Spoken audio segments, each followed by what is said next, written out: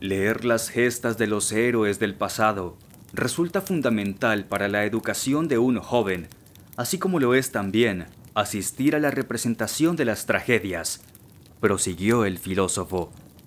El lector o el espectador se sienten movidos a la admiración por las grandes y nobles gestas, por la generosidad de quien ha pasado por padecimientos y dado su vida por la propia comunidad y por los propios ideales, o ha expiado hasta el fondo sus errores o los de sus antepasados. ¿No estás de acuerdo? Sí, por supuesto, asintió Alejandro volviendo a cerrar con cuidado la cajita. Hay una cosa, sin embargo, que quisiera saber por ti. ¿Por qué debo ser educado como los griegos? ¿Por qué no puedo ser simplemente un macedonio? Aristóteles se sentó.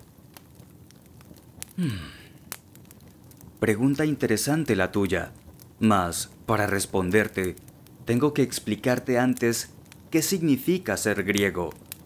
Solo así podrás decidir si aplicarte a aprender mis enseñanzas o no. Ser griego, Alejandro, es el único modo de vivir digno de un ser humano.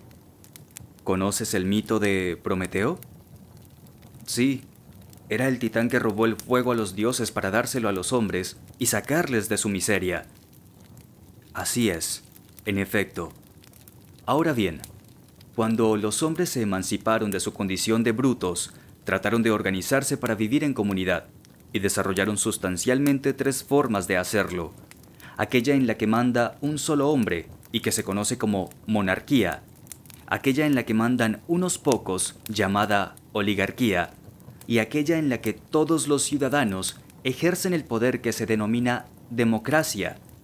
Y esta es la realización más grande del ser griego. Aquí, en Macedonia, la palabra de tu padre es ley. En Atenas, quien gobierna ha sido elegido por la mayoría de los ciudadanos, pero también, por lo mismo, un zapatero remendón o un mozo de cuerda pueden ponerse en pie en la asamblea y pedir que una decisión ya aprobada por el gobierno de la ciudad sea revocada, si encuentran un número suficiente de personas dispuestas a apoyar su moción.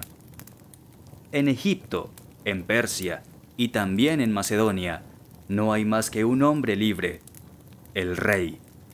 Todos los demás son siervos. Pero, ¿y los nobles? Trató de intervenir Alejandro.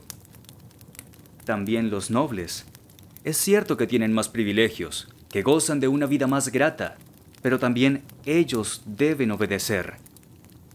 Aristóteles calló porque había visto que sus palabras habían dado en el blanco y quería que produjesen su efecto en el ánimo del muchacho. «Me has regalado los poemas de Homero», replicó al cabo de un momento Alejandro. «Pero los conozco ya en parte, y recuerdo perfectamente que cuando Tersites se levanta en la asamblea de los guerreros para ofender a los reyes, Odiseo le golpea con el cetro hasta hacerle llorar, y luego dice: «No es bien la soberanía de muchos. Uno solo es príncipe. Uno solo es rey. Aquel a quien el hijo del artero Cronos ha dado cetro y leyes para que reine sobre nosotros». Estas son las palabras de Homero. Es cierto, pero Homero habla de tiempos muy remotos, en los que los reyes eran indispensables por la dureza de los tiempos, por los continuos asaltos de los bárbaros, por la presencia de fieras y de monstruos de una naturaleza aún salvaje y primitiva. Te he regalado los poemas de Homero para que crezcas en el culto de los sentimientos más nobles, de la amistad, del valor, del respeto a la palabra dada. Pero el hombre de hoy, Alejandro, es un animal político.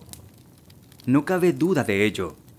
El único ambiente en el que cabe desarrollarse es la polis, la ciudad, tal como fuera concebida por los griegos. Es la libertad, la que permite a cada espíritu expresarse, crear, generar grandeza. Como puedes ver, el estado ideal sería aquel en el que todos supiesen gobernar virtuosamente como ancianos, después de haber obedecido virtuosamente como jóvenes.